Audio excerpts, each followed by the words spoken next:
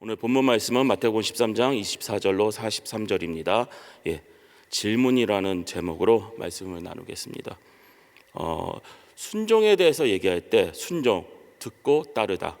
근데 듣고 따르는 거는 맞는데 순종에 대해서 얘기할 때 두 가지 순종의 방식이 있는 것 같습니다.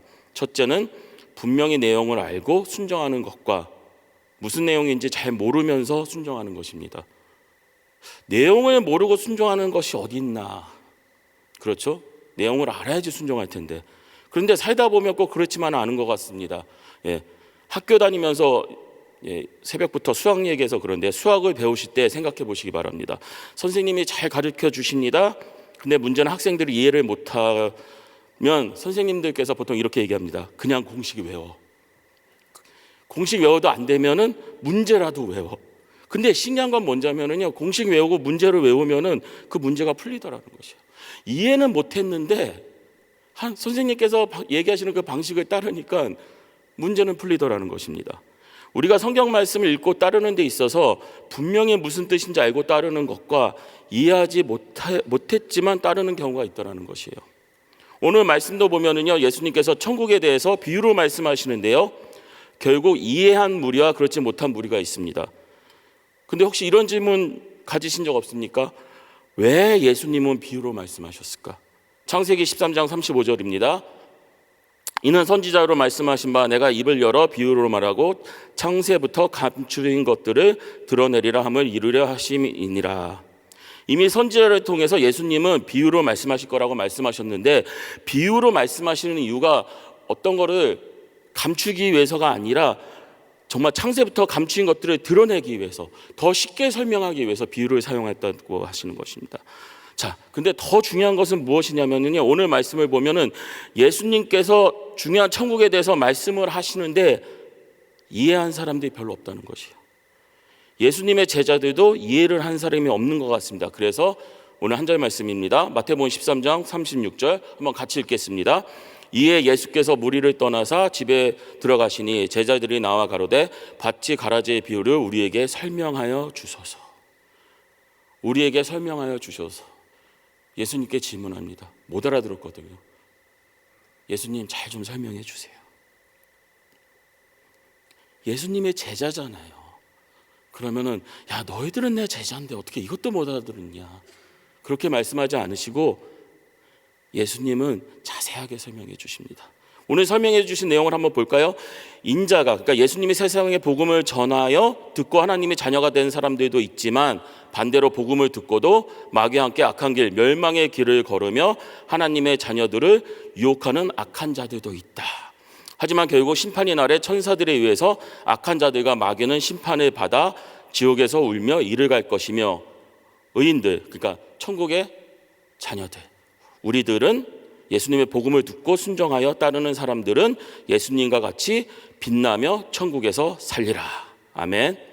자, 천국에서 빛나며 살리라. 어떻게 빛나죠? 그냥 빛나나요?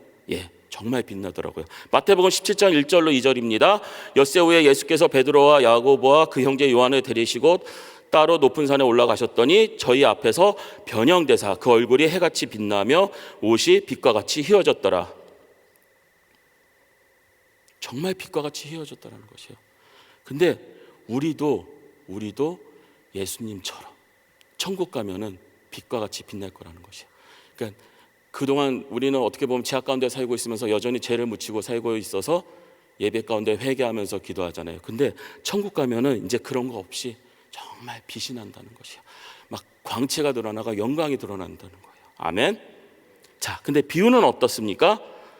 오늘 말씀에 나오는 비유는 천국은 마치 주인이 좋은 씨를 자기 밭에 뿌렸는데 원수가 밭에 가라지 잡초 씨앗도 뿌려서, 그러니까 가라지가 잡초잖아요. 잡초 씨앗을 뿌려서 결실할 때 가라지도 있어서 종들이 가라지는, 그러니까 잡초는 어디서 생겼을까 하니 원수가 그렇게 했다. 그러면 잡초를 뽑을까요? 아니 곡식도 같이 뽑을까 하니 두었다가 추수 때 잡초를 먼저 거두어서 불사르고 곡식은 내 곳간에 둘 것이니라.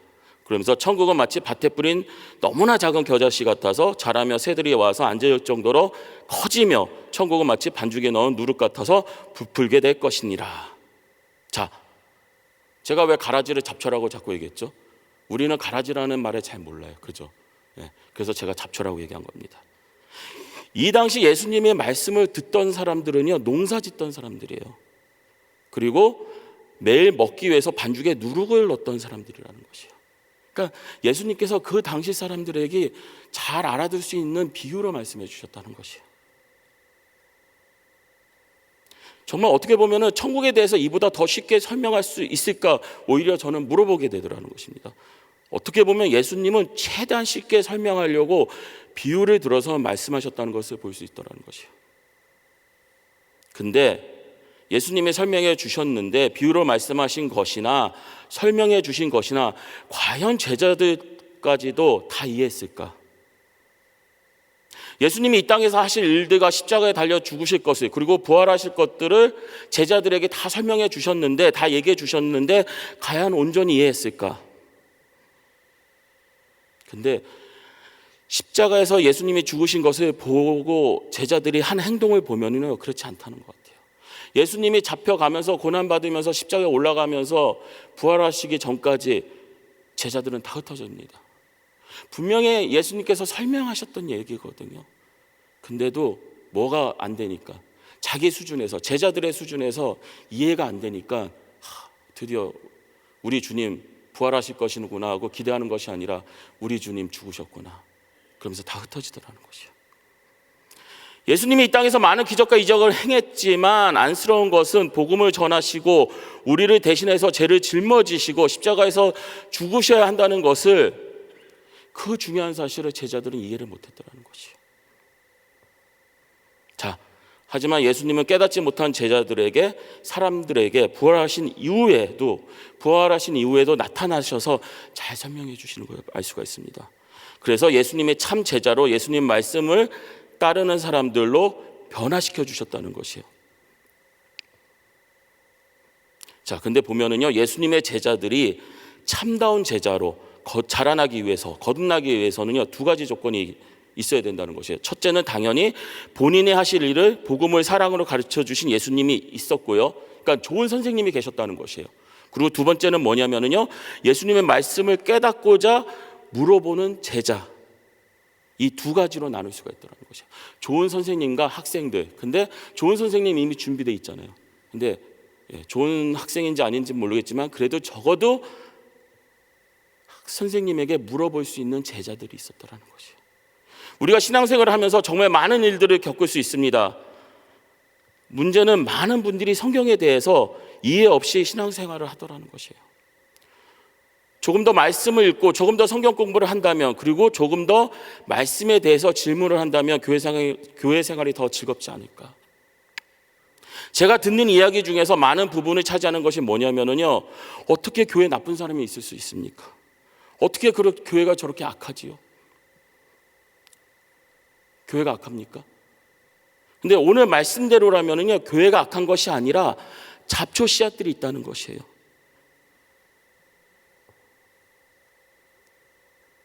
근데 사람들은 자꾸 교회가 악하다고 해요. 예수님께서 세우신 교회는 언제나 말씀대로 행하며 살고자 하는 사람들이 모인 곳이기 때문에 교회는 악할 수가 없어요. 오늘 말씀처럼 악한 사람들이 그냥 끼어 있는 거예요.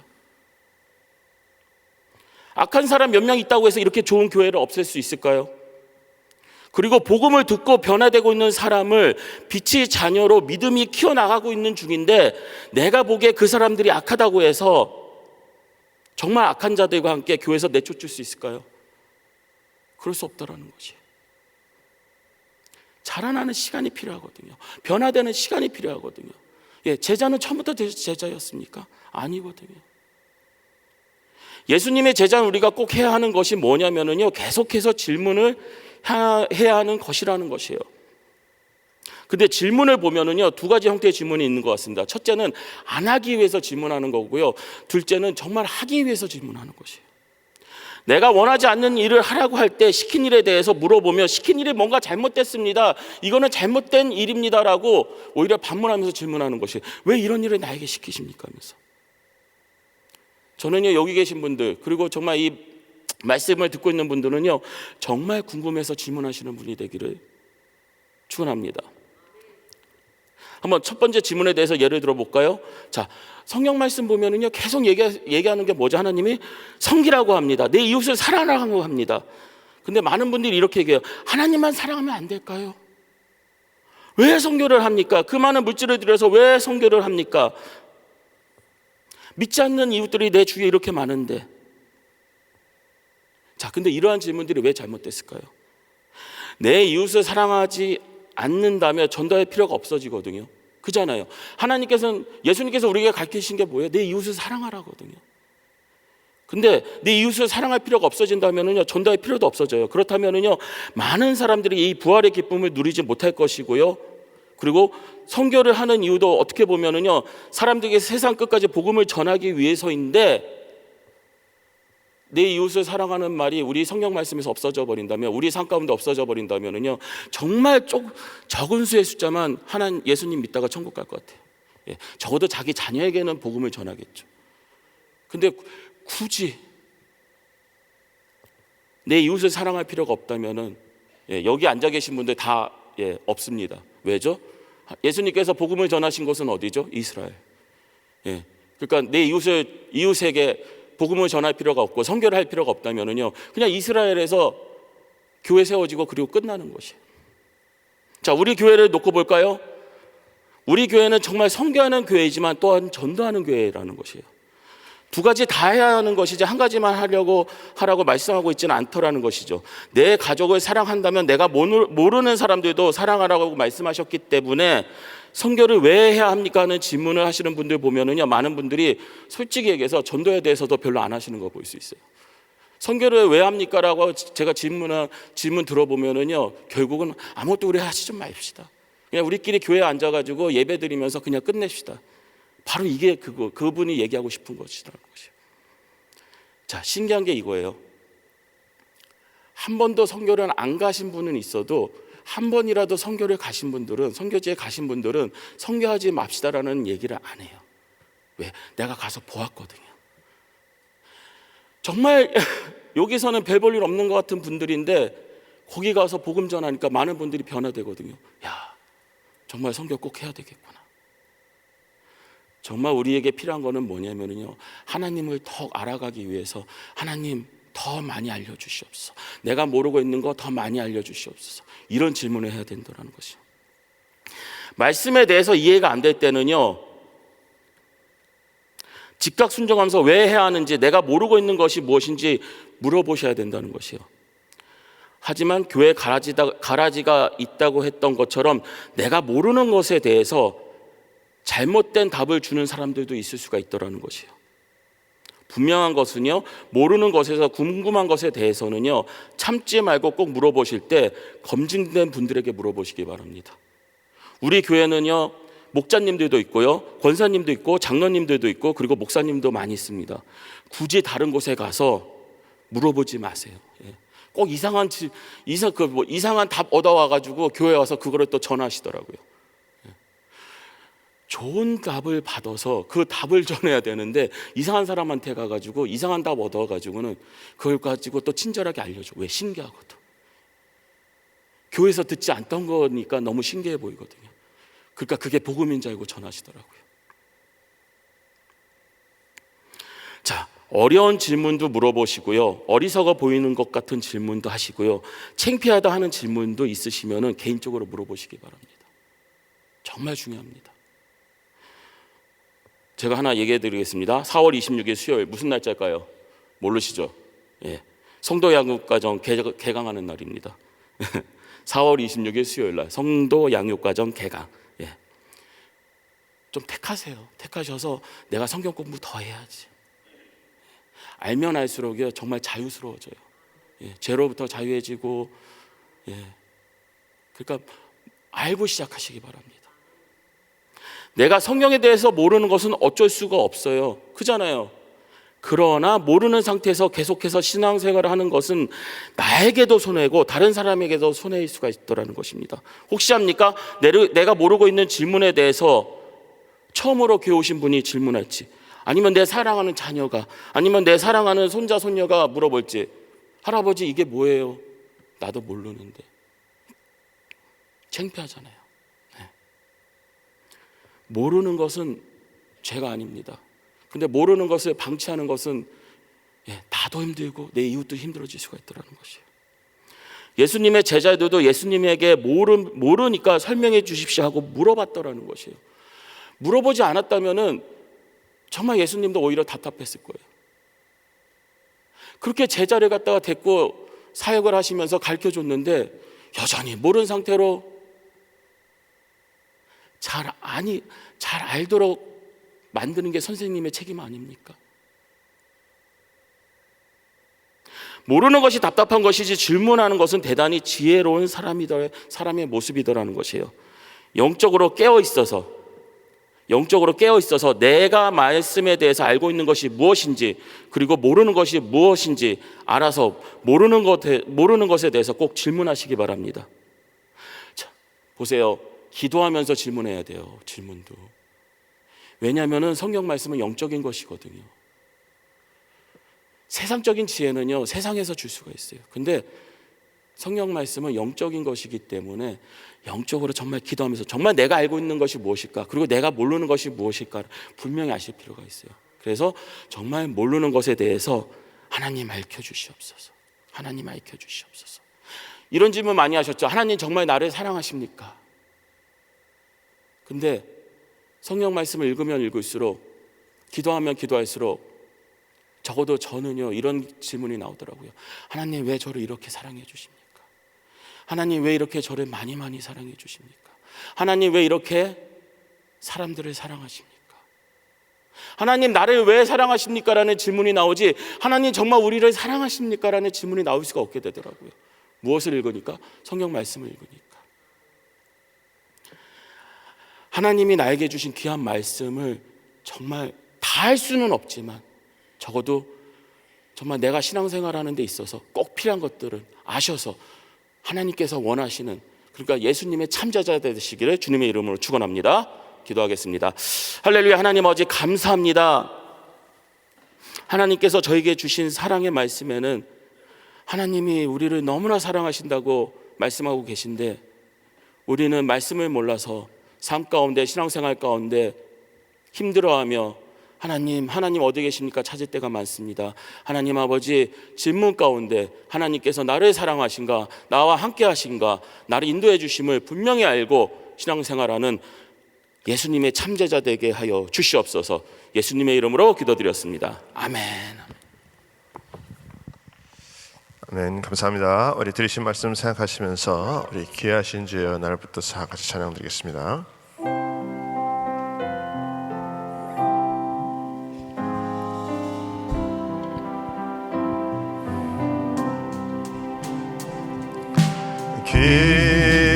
귀하신 주여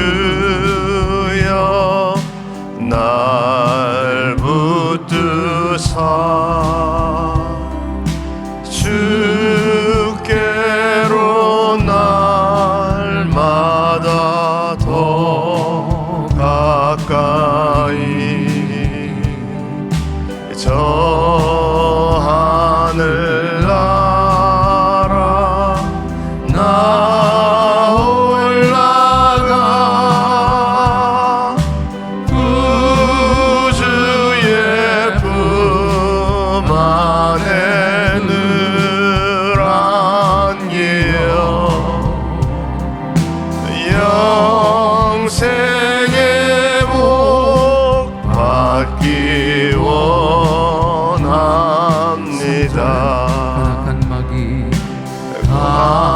안악한 마귀 날 깨어도 주 예수 앞으로 더 가까이 이 세상 속한 그 허영심 고추한 생각을 다 버리니 정결한 마음 내게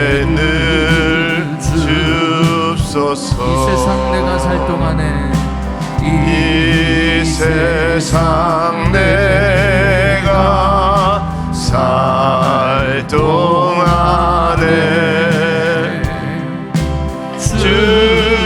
주께로 날마다 더 가까이 저 배는 천국 나 들어가 한없는 복락을 다 얻도록 풍성한 해를 비나이다. 아멘. 우리 사랑하는 성도님들은 우리 가라지 인생이 아니라 좋은 씨로 열매 맺는 성도님들이 다 되실 수 있기를 예수 이름으로 축원합니다. 네, 우리 오늘도 우리 함께 우리 기도할 때에 우리 계속해서 우리 담임 목사님 위해서 기도해 주시고 우리 또 부교육자 위해서 기도해 주시고 우리가 오늘 함께 또 기도해야 될 부서는 우리 선교 행정 지원국의 우리 안영식 목사님과 우리 김석희 안수 집사님이십니다. 그리고 우리 선교사님은 우리 유성두 선교사님하고 강지혜 선교사님인데 아르헨티나 선교 사역하시다가 지금 그 강지혜 선교사님은 이게 암 투병 때문에 지금 한국에 들어가서 이렇게 있거든요. 그래서 두 또 어린 딸들이 있는데 자녀들도 같이 한국에서 들어가서 있는데 자녀들 잘 한국에 또 적응하도록 또 암 치유 받을 수 있도록 우리가 오늘 또 우리 바이블 타임에 선교사로 우리가 또 기도해야 될 선교사로 이렇게 나와 있으니까 꼭 여러분들 기억하시고 함께 기도해 주시기 바랍니다. 우리 마음에 소원이 있으신 분들은 가슴에 손을 모으시고 또 아픈 자들은 아픈 곳에 믿음으로 손을 얹으시기 바랍니다. 거룩하신 아버지 하나님, 이 시간에 예수의 이름으로 복을 빌며 기도합니다. 우리 사랑하는 성도님들 늘 아버지 우리 주님과 더불어서 살 때 정말 주님 우리 주님과 더불어서 날마다 좋은 씨로 열매 맺을 수 있는 자들 다 될 수 있도록 하나님 역사하여 주시옵소서. 아버지의 사단이 까부르는 아버지와 주님 가라지가 되지 않도록 하나님 도와주시옵시고 늘 우리 주님 때문에 아버지와 영화 주님 가라지 인생에서 좋은 인생으로 바꿔줄 수 있는 귀한 심령들 다 될 수 있도록 하나님 역사하여 주시옵소서. 모든 막힌 것들이 다 예수 이름으로 열어지게 하여 주시옵시고 풀려지게 하여 주시옵시고 해결받게 하여 주시옵시고 하나님의 역사하심을 경험할 수 있도록 하나님 은혜 베풀어 주시옵시고 마음에 답답하고 아버지의 컬컬한 모든 문제들이 다 우리 주님께서 만져주시고 해결하여 주셔서 평강으로 채우시는 귀한 심령들 될 수 있도록 우리 하나님 역사하여 주시옵소서. 이 시간에 특별히 아픈 자들 예수의 이름으로 아버지 아픈 곳에 손을 얹었습니다. 여호와라파 치유 하나님 만져주시옵시고 손을 얹은 곳곳마다 예수의 이름으로 깨끗하게 치유받는 역사가 일어나도록 하나님 도와주시옵소서. 예수의 이름으로 명하노니 모든 질병들은 떠나갈지어다 사함받을지어다 깨끗함을 입을지어다. 우리 하나님 도와주시옵시고 하나님께서 한번 만져주시면 죽은 자도 살아난 줄 믿사오니 우리 하나님께서 살리시고 회복의 역사들 일어날 수 있도록 하나님 은혜 베풀어 주시옵소서. 이 시간에도 아버지와 저희들 또 예수의 이름으로 기도하는 모든 기도들이 그대로 다 응답받게 하여 주시옵시고 오늘 하루도 우리가 좋은 씨로 열매 맺을 수 있는 심령들 다 될 수 있도록 하나님 은혜 베풀어 주시옵소서. 이제는 우리 주 예수 그리스도의 은혜와 하나님의 크신 사랑과 성령의 역사와 교통 인도하심이 오늘도 하나님의 약속의 말씀을 가지고 천국에서 좋은 씨로 열매 맺으며 살아가기 원하는 모든 심령들 머리 위에 가정 위에 기업 위에 지금으로부터 영원토록 함께 할지어다. 아멘.